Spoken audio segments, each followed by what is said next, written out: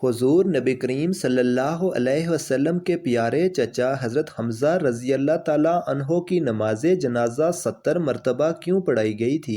حضرت حمزہ بن عبد المطلب رضی اللہ تعالیٰ عنہ کو کس نے شہید کیا اور آپ رضی اللہ تعالیٰ عنہ کا کلیجہ کس نے چبایا تھا؟ جب حضور نبی کریم صلی اللہ علیہ وسلم نے حضرت حمزہ رضی اللہ تعالیٰ عنہ کی لاش دیکھی جو بری طرح مبارک اعضاء کو کاٹ کر مسخ کر دی گئی تھی تو کیا قسم کھائی تھی؟ حضرت حمزہ رضی اللہ تعالیٰ عنہ کی قبر انور کہاں واقع ہے؟ یہی ہماری آج کی ویڈیو کا موضوع ہوگا اور آج ہم آپ کو حضرت حمزہ بن عبد المطلب رضی اللہ تعالیٰ عنہ کی شہادت کا انتہائی دردناک واقعہ سنائیں گے۔ ناظرین، ماہ شوال سن 3 ہجری میں غزوہ احد پیش آیا۔ غزوہ احد میں مسلمانوں کے لشکر کی قیادت حضور نبی کریم صلی اللہ علیہ وسلم فرما رہے تھے اور صحابہ کرام رضوان اللہ علیہم اجمعین کی تعداد تقریباً 700 تھی اور کفار دشمن کی قیادت ابو سفیان کر رہے تھے اور مشرکین کی تعداد تقریباً 3000 تھی۔ حضور نبی کریم صلی اللہ علیہ وسلم نے ایک پہاڑی پر 50 تیر اندازوں کو یہ ذمہ داری سونپی کہ وہ وہاں سے ہرگز نہ ہٹیں جب تک کہ انہیں حکم نہ ملے۔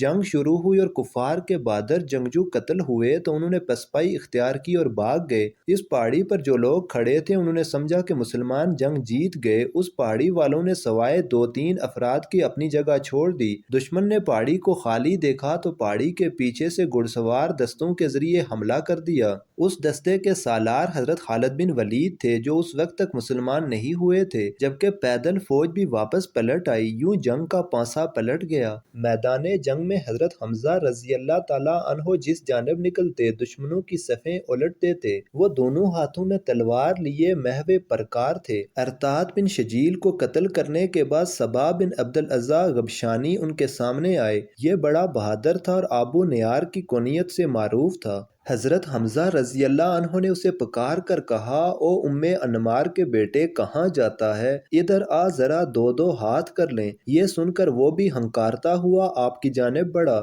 دونوں بہادر بھی تھے اور جنگ کے رموز و اسرار سے واقف بھی، چنانچہ دونوں ایک دوسرے پر حملہ آور ہوئے۔ حضرت حمزہ نے ایسا کاری وار کیا کہ ابو نیار ڈھیر ہو گیا۔ جنگ بدر میں حضرت حمزہ رضی اللہ تعالیٰ عنہ کے ہاتھوں قریش کے معزز گھرانوں کے بہت سے ذی وقار سردار موت کے گھاٹ اتر گئے تھے۔ مکہ سے چلتے ہوئے جبیر بن مطعم نے اپنے حبشی غلام وحشی بن حرب سے مخاطب ہو کر کہا، تم اگر جنگ میں حمزہ بن عبد المطلب کو قتل کر دو تو تمہیں آزاد کر دیا جائے گا۔ جبیر بن مطعم کا چاچا تیمہ بن عدی جنگ بدر میں حضرت حمزہ کے ہاتھوں قتل ہوا تھا۔ وحشی کو اس کے آقا کے غلام قریش کے بہت سے دیگر سرداروں نے بھی انعام کا لالچ دیا تھا، خاص طور پر سالار لشکر ابو سفیان کی بیوی ہندہ بنت عتبہ نے وحشی کو یہ کارنامہ سرانجام دینے کی ترغیب دلائی تھی۔ مکہ سے چلنے کے وقت سے لے کر حضرت حمزہ کی شہادت تک جب بھی ہندہ کو وحشی نظر آتا اس سے کہتی، اے وحشی تو ہمارا سینہ ٹھنڈا کر، ہم تیرا دل خوش کر دیں گے۔ وحشی حضرت حمزہ کے مقابلے پر آنے کی جرات نہیں کر سکتا تھا، مگر اس کے پاس ایک ایسا فن تھا جس پر اعتماد کرتے ہوئے اس نے حضرت حمزہ کو قتل کرنے کی حامی بھر لی۔ وہ دور سے نشانہ باندھ کر اس مہارت سے نیزہ یا خنجر پھینکتا تھا کہ اس کا نشانہ کم ہی خطا ہوتا تھا۔ حضرت حمزہ زرہ نہیں پہنتے تھے۔ صبا بن عبد الاعزا کو قتل کرنے کے بعد ان کا پاؤں پھسلا اور وہ گر گئے۔ اٹھنے لگے تو پتھر کی اوٹ سے وحشی نے نیزہ پھینکا جو ان کی ناف کے نیچے لگا اور جسم سے پار ہو گیا۔ انہوں نے اپنے قاتل کو دیکھ لیا، زخم کھا کر وہ لڑکھڑائے اور گر پڑے۔ اس کے باوجود ہمت کر کے اٹھے اور اپنے قاتل کی طرف بڑھنا چاہا، مگر پھر گر گئے اور شہادت کے رتبے پر فائز ہو گئے۔ یوں حضرت حمزہ میدان احد میں شہید ہو گئے۔ حضرت حمزہ رضی اللہ تعالیٰ عنہ کی شہادت پر کفار نے بے پناہ خوشیاں منائیں۔ ہندہ نے حضرت حمزہ کی لاش کا مسئلہ کیا، ناک اور کان کاٹ لیے، پیٹ چاک کر کے جگر اور کلیجہ نکال لیا۔ جگر کے ٹکڑے چبانا چاہے مگر نگل نہ سکی۔ ناک، کان اور دیگر اعضاء جسم کا ہار بنا کر گلے میں ڈال لیا۔ وہ خوشی سے جھوم اٹھی اور اس نے فی البدیہہ اشعار کہے، ہم نے تم سے یوم بدر کا بدلہ لے لیا ہے، اور ایک جنگ کے بعد دوسری جنگ کے شعلے تو بھڑکتے ہی ہیں۔ مجھے اپنے باپ عقبہ کے قتل پر اور اپنے بھائی ولید اور چچا شیبہ اور اپنے بیٹے بکر کی جدائی پر صبر اور چین نہیں آتا تھا۔ آج میرا دل مطمئن ہو گیا ہے اور میں نے اپنی مانی ہوئی نظر پوری کر لی ہے۔ اے وحشی، تو نے میرے سینے کا غم دور کر دیا ہے اور میرے دکھوں کا مداوا مہیا کر دیا ہے۔ وحشی کے احسان کا شکر ساری عمر کے لیے میرے اوپر واجب ہو گیا ہے، جو میں ہمیشہ ادا کرتی رہوں گی، یہاں تک کہ میری ہڈیاں قبر میں گل سڑ جائیں۔ ہندہ بنت عتبہ کے اشعار کا جواب اس کی ہم نام صحابیہ حضرت ہندہ بنت اساسہ بن عباد نے دیا، جن کا ذکر ابن ہشام نے اپنی تاریخ میں کیا ہے۔ ان اشعار میں سے پہلا شعر یہ ہے: تو بدر میں بھی ذلیل و رسوا ہوئی اور بدر کے بعد بھی ذلت ہی ذلت تیرا مقدر ہے۔ اے بہت غیبت کرنے والے بڑے کافر کی بیٹی،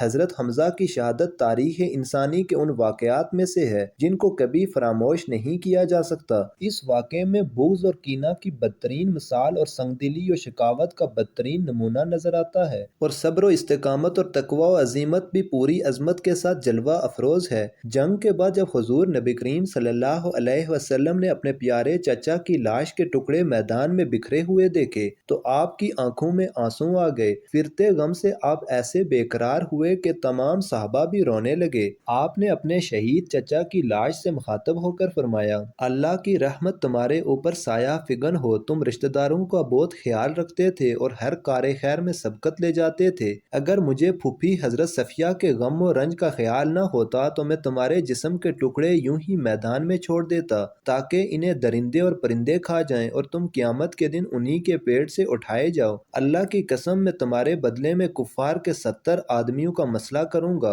حضور نبی کریم صلی اللہ علیہ وسلم کے اس ارادے پر اللہ تبارک و تعالیٰ کی طرف سے آپ کو وحی کے ذریعے تذکیر کی گئی، اور قرآن مجید کی سورہ نحل کی آیت نمبر 126 میں اللہ تبارک و تعالیٰ نے ارشاد فرمایا: اور اگر تم سزا دو تو ویسی ہی سزا دو جیسی تمہیں اذیت پہنچائی گئی، اور اگر تم صبر کرو تو بلا شبہ صبر کرنے والوں کے لیے صبر ہی اچھا ہے، اور تم صبر کرو اور تمہارا صبر کرنا خاص اللہ ہی کی توفیق سے ہے۔ ابن کثیر اور امام القرطینی نے اپنی تفسیروں میں ان آیات کے شان نزول اسی واقعہ کو بیان کیا ہے۔ اس حکم ربانی کے بعد آپ نے یہ ارادہ ترک کر دیا اور قسم کا کفارہ ادا فرمایا۔ نہ صرف یہ بلکہ آپ نے مسئلے سے سختی کے ساتھ منع فرما دیا اور حکم ہوا کہ مسئلہ یعنی لاش کے ٹکڑے کرنا ہرگز جائز نہیں، حتیٰ کہ باولے کتے کا بھی۔ حضرت نبی اکرم صلی اللہ علیہ وسلم کا دل سخت غمگین تھا۔ اس موقع پر اللہ تعالیٰ نے صبر کی تلقین بھی کی اور آپ کے زخموں پر مرہم بھی رکھا۔ آپ نے ارشاد فرمایا: مجھے حضرت جبرائیل علیہ السلام نے خوشخبری سنائی ہے کہ حمزہ بن عبد المطلب کو ساتوں آسمانوں پر اور جنت الفردوس میں اسد اللہ و اسد الرسول لکھ دیا گیا ہے۔